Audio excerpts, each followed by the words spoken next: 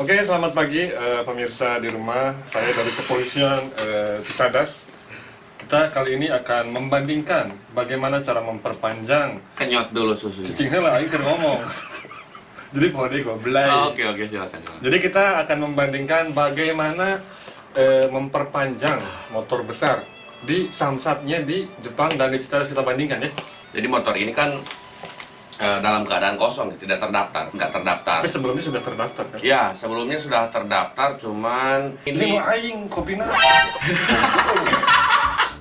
sorry Mamen. Oke, lanjut. Oke guys, sorry. Kebetulan pas tahun ini ya bulan 4 gitu. Jadi saya matikan. Kenapa? Menghindari pajak. Oke, jadi kalau motor dalam keadaan on atau hidup itu yang harus terbayar adalah Pajak dan asuransi jelas. ya. Jadi Pak Devi pada saat itu lagi jatuh miskin, sahamnya lagi habis. Ya, saya tuh jatuh miskin karena ya ini fokus ke motor ini. Beli apa ini, beli itu, dan memang pada saat itu kan ya faktor U juga kali ya. Naik motor ini enak sebetulnya. Naik motor GS Super Sport lah, SS kalau di Jepang disebutnya ya. Cuman ya pas balik datang ke rumahnya itu langsung sakit pinggang lah, encok. Itu yang saya alami dengan Yamaha R6. Oh dulu ya, makanya dijual ya, baru sebulan dijual ya? Enggak, 1 minggu. Oh 1 minggu dijual ya? Aduh. Jadi gini kawan-kawan, kenapa saya lepas? Karena saya tahu rencananya tahun ini memang saya mau rehatkan dulu. Kalau untuk di Jepang itu biasanya pembayaran pajak itu dihitung ataupun akan datang tagihannya itu pada bulan 4 ataupun bulan 5. 4 ya? Ya, jadi sebelum bulan 4 ataupun pas bulan 4 awal itu plat nomornya saya kembalikan. Jadi kan nggak kena pajak tuh. Nah tapi kan nggak bisa saya pakai di jalanan umum. Istilahnya kalau motor ini nggak ada nomor, nggak bisa di jalan umum, tapi bisa dipakai di jalan biasa ataupun ya lebih tepatnya sirkuit ataupun jalan pribadi ya. Dari polisi Cicadas ini disebutnya motor bodong. Nah, ini prosedurnya gimana nih? Ya awalnya kan ya istilahnya saya harus registrasi ulang ya. Maksudnya nomor yang dulu kan saya kembalikan tuh ke Samsat. Ya kalau di sini namanya Sakenjo sih. Oke lah, kita dalam bahasa kita aja ya, Samsat lah istilahnya. Ungyukyoku Ya.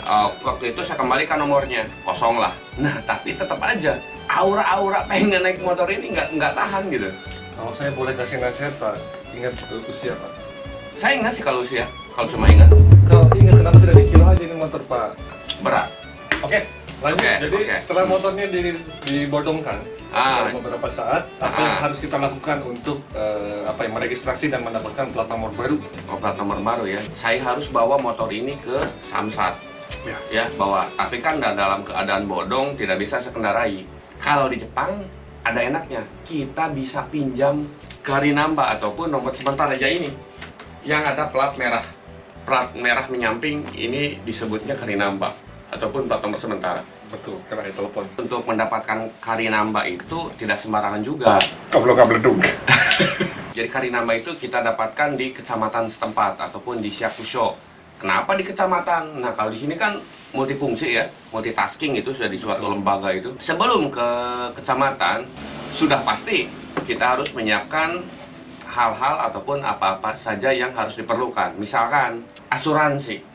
Asuransi apa nih? Asuransi kecelakaan, SDWLJJ, itu yang kayak gitu kalau di kitanya ya. SDWLJJ, surat dalang. Untuk surat asuransi ini bisa didapatkan di bengkel-bengkel motor ataupun di pom bensin. Tidak bisa didapatkan di Alfamart. Ada menariknya untuk kali ini. Kemarin saya belinya di Koperasi Pertanian. Oke bro, saya sudah beli asuransinya dan kebetulan tadi saya ke Pambilimat, tapi ternyata di Pambilimat ataupun di convenience store itu tidak tersedia untuk motor besar ya. Dan setelah saya cari-cari, akhirnya saya mendapatkan yang menjual asuransi itu di Koperasi Pertanian. Koperasi Pertanian itu memang benar-benar multitasking banget, multifungsi ya. Dan ini untuk asuransinya, sekarang kita langsung cabut ke kecamatan untuk minjem nomor. Di JE. Oh iya. Ternyata di situ bisa. Soalnya kenapa? Saya itu kemarin nyoba ke bengkel ya, ke bengkel langganan biasa, maksudnya bengkel teman lah, pom bensin ya. Nah kalau beli di pom bensin biasanya suratnya itu datangnya itu di kemudian hari. Betul. betul ya, karena dia meregistrasi ke tempat lain juga ya. Iya. Calo istilahnya. Calo istilahnya. Nah, kalau saya langsung ke koperasi aja, langsung hari itu di print out ataupun dipisikkan gitu. Untuk tahun ini ada penurunan harga yang biasanya itu 1.100.000. Oke, kita ngomong bahasa rupiah aja ya. Yang biasanya 1.100.000 itu untuk 2 tahun. Kemarin saya beli harganya 900.000 sekian untuk 2 tahun. Ada penurunan untuk tahun ini. Setelah mendapatkan asuransi tersebut, baru saya bawa kecamatan setempat. Di sana juga kita harus nulis ini ya, seperti yang ditayangkan ini. Jadi ini apa namanya, barang-barang yang harus diisi ada di sini ya kan. Oke, setelah kita mengisi formulir untuk permohonan nomor sementara, lalu kita kasihkan ke loket ya. Ya ini apa namanya 750 yen ataupun sekitar 80.000 lah untuk 5 hari. Biaya aplikasinya ya. Biaya pinjamannya yang biaya ini aplikasi untuk nomor sementara berapa? 750, berarti 80 ribuan lah. Okay. Nah kan kalau untuk aslinya seperti ini ya, untuk aslinya ini udah yang aslinya terregistrasi ya kalau yang ini. Setelah itu ya baru tadi siang saya bolos kerja, nggak bolos juga sih sebetulnya, minta izin lah gitu. Saya langsung ke Samsat, langsung daftar, melakukan uji fisik ya, seperti kir aja, kir uji fisik.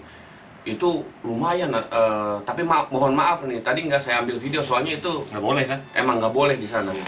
Kira-kira makan berapa lama itu proses? Prosesnya kalau kirnya itu beres dalam 10 menit. Nah, jadi teman-teman nggak bisa nembak ya? Nggak bisa. Orang DLLAJ atau orang apa tidak bisa disogok kalau di sini. Soalnya itu ada pilihan mau mengerjakan sendiri ataupun mau di guide ataupun dipandu gitu. Walaupun dipandu kita tetap gratis. Iya, tapi gitu. kalaupun dipandu, kalau kita tidak mengerti bahasa Jepang, cing soali ya, anjing huruf. Iya, begitulah, seperti itulah. Kolek hap gitu kan. Iya. Saya mengalami kegagalan.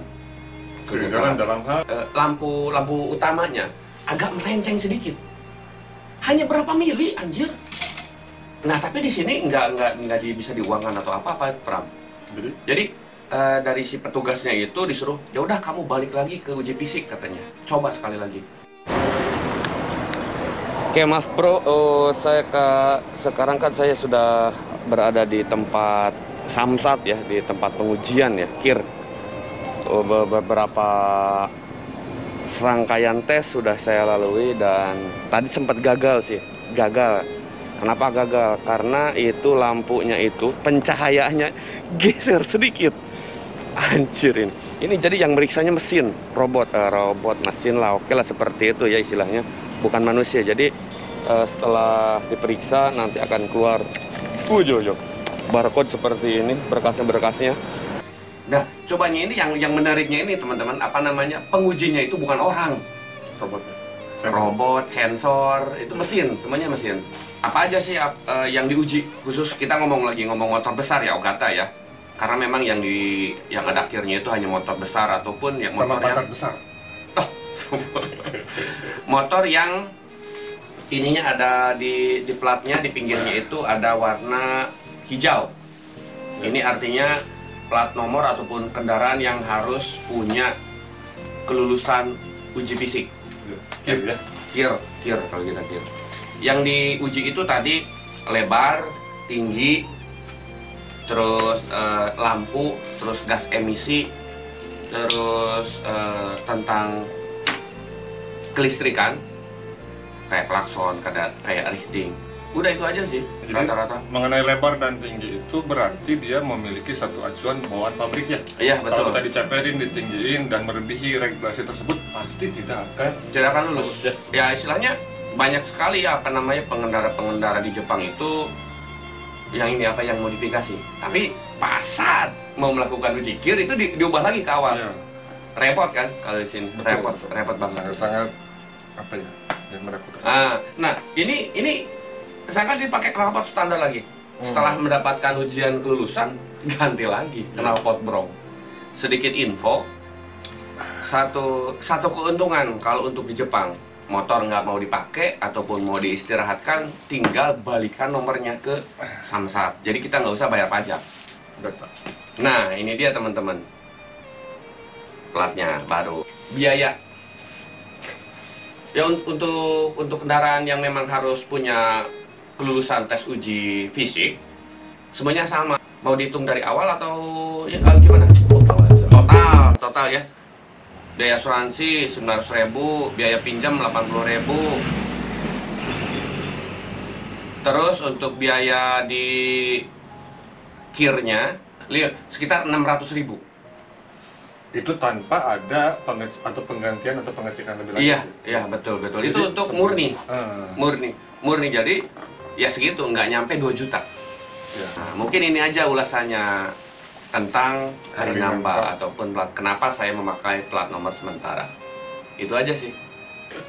Nah, ini selingan aja daripada ini ya, selingan ya. Kan akhir-akhir ini saya kan selalu upload tentang touring terus ya. Sama anak kemarin touring ke Nagano juga kita selingin tentang ya informasi ataupun pengalaman yang baru saya alami baru-baru ini. Ya hari ini. Soalnya kita kalau buat melakukan ujian kir kalau nggak bolos kerja kayaknya susah ya. Paling kebiasaan nyuruh orang dengan biaya yang memang berlipat ganda ya. Iya sih. Iya. Hampir setengahnya itu kalau nyuruh bengkel itu. Gitu. Mungkin teman-teman ada yang mau nanya, silakan aja tulis di kolom komentar ataupun ada mau request apa gitu ya, silakan. Oke lah teman-teman ya, semoga bisa menjadi informasi. Tapi ini bagi teman-teman yang ada di Jepang, bagi teman-teman yang nanti suatu saat mau datang ke Jepang beli motor, mungkin ya bisa sedikit membantu ya daripada kita nyuruh ke bengkel atau minta tolong ke bengkel. Gampang kok. Saya total tadi itu dari berangkat ke Samsat itu sampai jadi itu cuma 1 jam. Ya sudah, komen bisa. Kita kenyot dulu susunya. Siapa bro?